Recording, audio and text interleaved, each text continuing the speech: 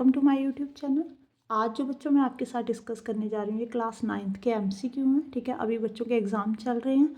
अगर किसी ने प्रैक्टिस करनी है एमसीक्यू की तो ये पेपर देख लेना बेटे। इसके मैं एमसीक्यू आपके साथ डिस्कस करने जा रही हूँ। देखो बेटे, फर्स्ट जो एमसीक्यू है 125 रेज टू पावर -1/3 लिखा हुआ है। ठीक है जी, आपको मालूम है 5 का जो क्यूब होता है, ठीक है, वो कितना होता है 125। तो आप इसको 125 को ऐसे लिख सकते हो 5 का क्यूब। ठीक है जी, ऊपर -1/3 है तो 3 के साथ 3 कैंसिल हो गया, 5 रेज टू पावर -1 आंसर आएगा बेटे इसका। बी ऑप्शन करेक्ट है। ठीक है जी, बच्चों ने यहाँ पे थोड़ी सी मिस्टेक की हुई है, मैंने देखा है 5 लिखा हुआ है, -1 को इग्नोर ही कर दिया। यहाँ पे मिस्टेक मत करना, ठीक है, ध्यान से करना बेटे।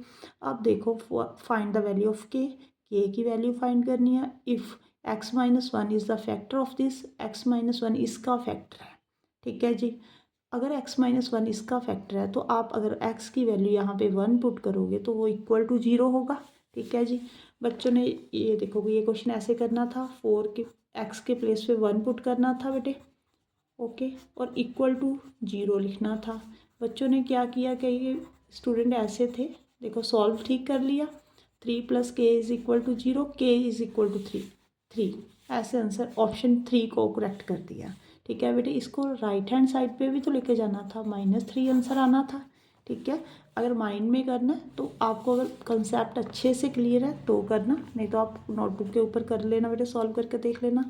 डिग्री ऑफ क्यूबिक पॉलिनोमियल की कितनी डिग्री होती है बेटे, 3 होती है। अगर क्वाड्रेटिक है तो 2 होती है। ठीक है जी, इसके जीरोस कितने होते हैं, जीरोस होता है बेटे फैक्टर्स। क्वाड्रेटिक पॉलिनोमियल्स के फैक्टर्स कितने बनते हैं, 2 ही फैक्टर बनते हैं। आपने किए हुए हैं। आगे देखो बेटे नेक्स्ट क्वेश्चन, इसमें बच्चों को बहुत कन्फ्यूज़न थी, क्वेश्चन ही नहीं समझ पा रहे थे क्या लिखा क्या हुआ।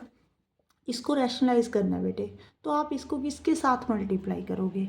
देखो आपकी बुक में ऐसे सिर्फ 2 ही क्वेश्चन है, एक 1/√7, एक 1/√2। ठीक है जी, इसको सॉल्व करना आता है आपको।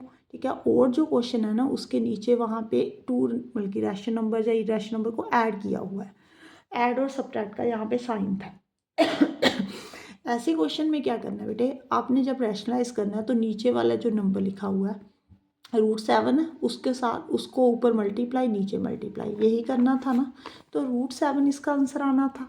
पता नहीं आप क्यों कंफ्यूज हो जाते हो। हाँ जी बेटे, आप देखो आगे उन्होंने बोला has unique solution if x and y are the natural number, whole number a and b both. बच्चों ने ज़्यादातर यहाँ पे a एंड b बोथ किया हुआ है बेटे। a एंड b नहीं आना था, वहाँ पे सिर्फ नेचुरल नंबर आना था, होल नंबर इसलिए नहीं आना था बेटे। नेचुरल नंबर और होल नंबर में ऑलमोस्ट सभी नंबर सेम होते हैं, सिर्फ एक जीरो का ही डिफरेंस होता है कि यहाँ पे 0 से स्टार्ट होते हैं नंबर, यहाँ से 1 पे। अगर आप यहाँ पे 0 पुट करोगे बेटे x और y के प्लेस पे तो left hand side right hand side के इक्वल तो आनी नहीं, तो आपको यूनिक सोल्यूशन तो यहाँ पे मिलना नहीं है। तो नेचुरल नंबर ही इसका आंसर था। ठीक है, अकॉर्डिंग टू डेफिनेशन भी यही है, अगर पुट का वैल्यू कर देखना चाहते हैं तो उसके अकॉर्डिंग भी यही है बेटे। अब देखो इस फॉर्म में लिखना है ax + by + c is equal to 0। यहाँ पे -8y left right hand side पे है तो आप इसको लेफ्ट हैंड साइड पे ले जाओ, वहाँ पे प्लस हो जाएगा।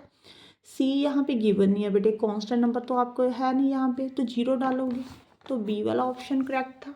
आगे देखो बेटे नेक्स्ट क्वेश्चन, उन्होंने बोला कि पैरेललोग्राम के लिए इनमें से कौन सा जो है वो ट्रू नहीं है।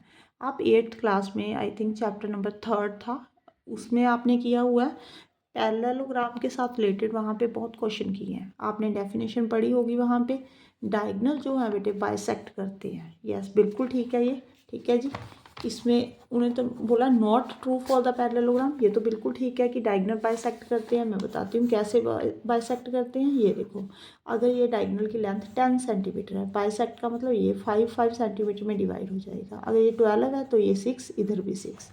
ठीक है जी, ये वाली लेंथ इसके इक्वल आ जाएगी और ये वाली लेंथ इसके इक्वल आ जाएगी। ठीक है, ऐसे क्वेश्चन आपने किए हुए हैं। अपोजिट साइड्स भी इक्वल होती हैं, बिल्कुल ठीक है बेटे, अपोजिट एंगल्स भी इक्वल होते हैं, बट ये जो कंडीशन दी हुई है ना ये ट्रू नहीं है बेटे।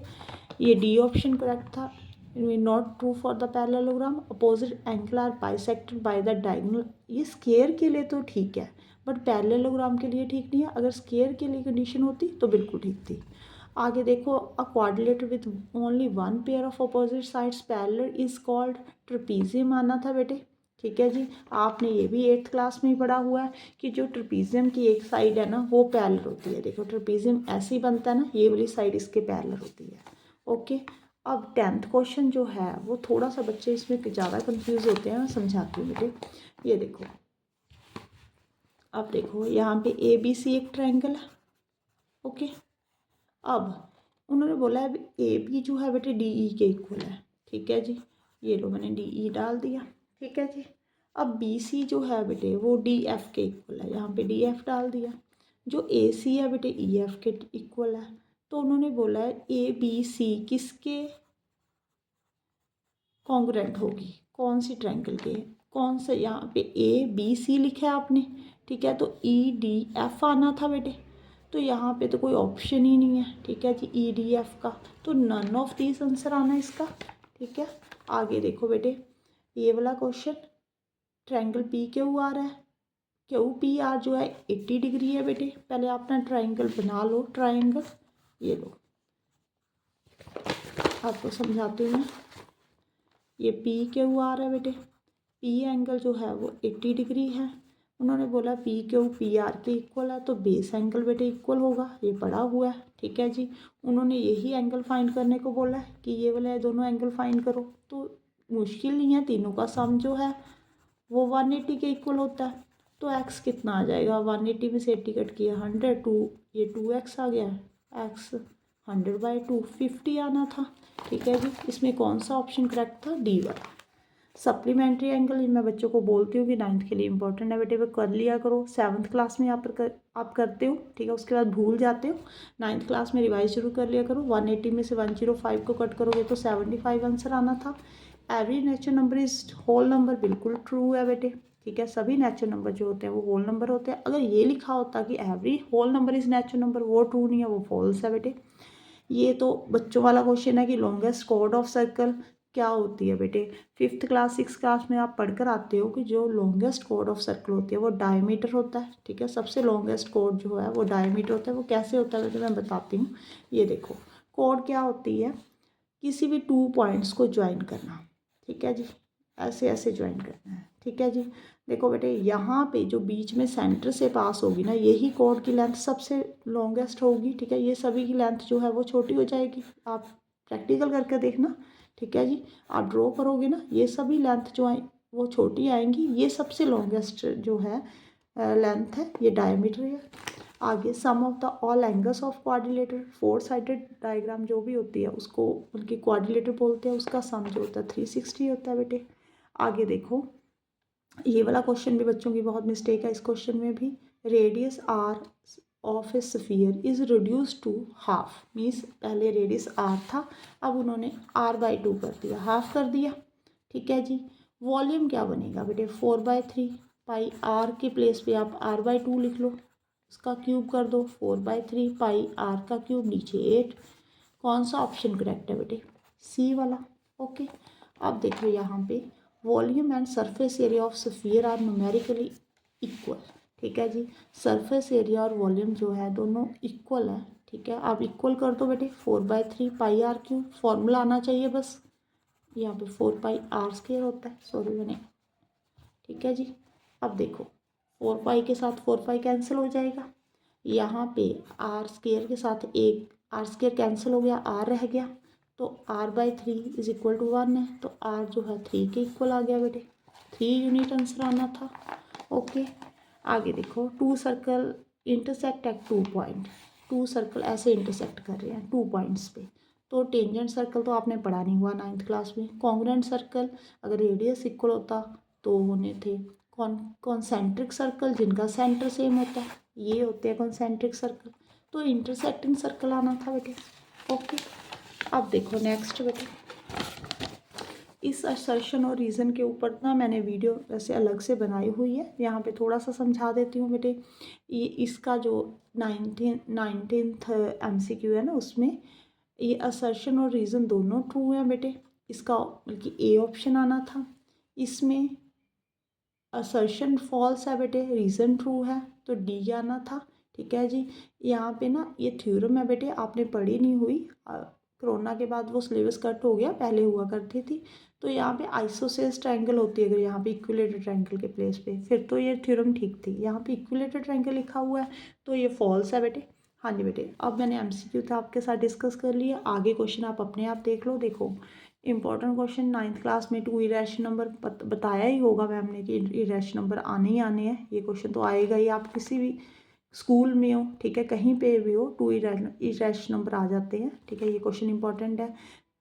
आगे देखो हिस्टोग्राम ड्रॉ करना है, ठीक है जी, ये सेकंड चैप्टर में से क्वेश्चन है।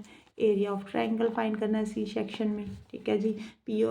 P/Q की फॉर्म में लिखना है, ये भी मोस्ट इंपॉर्टेंट क्वेश्चन, ठीक है, कर लेना अच्छे से प्रैक्टिस इसकी। ये सरफेस एरिया एंड वॉल्यूम वाले चैप्टर में से आया हुआ है। यहाँ पे ये सेकेंड चैप्टर है। ये फैक्टराइज बनाना है, फैक्टराइज करना है इसको, ठीक है, फैक्टर्स बनाने हैं। सोल्यूशन आएगा ही आएगा, कोई किसी भी क्लास स्कूल में हो आप, ठीक है जी, आपको ये वाले क्वेश्चन तो पक्का आएंगे। फोर सोल्यूशन P/Q की फॉर्म में बनाना। ये 10th चैप्टर का फर्स्ट ही थ्योरम आ गई बेटे इनको, ठीक है जी। ये NCERT क्वेश्चन है, ये भी थ्योरम है 6th चैप्टर की। आगे देख लो बेटे आप, ये भी NCERT क्वेश्चन है। ये मिड पॉइंट थ्योरम भी आएगी आपको, ठीक है, अच्छे से रिवाइज कर लेना। ये हीरोज फार्मूला लगना है यहाँ पे, ठीक है। आगे हिस्टोग्राम बना हुआ है, क्वेश्चनों के आंसर देने हैं आपने। आगे ये बेटे एक केस स्टडी है, नीचे देख लो, ठीक है। ये 3rd चैप्टर की केस स्टडी है मुझे लग रहा है, हाँ जी, ठीक है जी। ये कोऑर्डिनेट के पॉइंट फाइंड करने हैं, इजीली हो जाएंगे, आप कर देख लेना, ठीक है जी। आगे जो केस स्टडी आई हुई है 4th चैप्टर में आई हुई है ये, ठीक है। ये भी इजी है। एक्स स्क्वायर का कोफिशिएंट कितना होता है बेटे 4 होता है। अगर एक्स की वैल्यू यहाँ पे पुट करोगे तो टोटल अमाउंट कितना इन्वेस्ट हुआ है वो फाइंड करना है। कोई प्रॉब्लम नहीं है। अगर आपको कोई क्वेश्चन लग रहा है कि नहीं होगा आपसे, मुझे बता देना, मैं वीडियो बना दूँगी उसके ऊपर। अगर वीडियो अच्छी लगे तो लाइक ज़रूर करना बेटे, और चैनल को सब्सक्राइब जरूर कर लेना। और कमेंट बॉक्स में बताना कि आप मुझे कहाँ से देख रहे हो और आपको मेरी वीडियो कैसी लग रही है। Thank you for watching.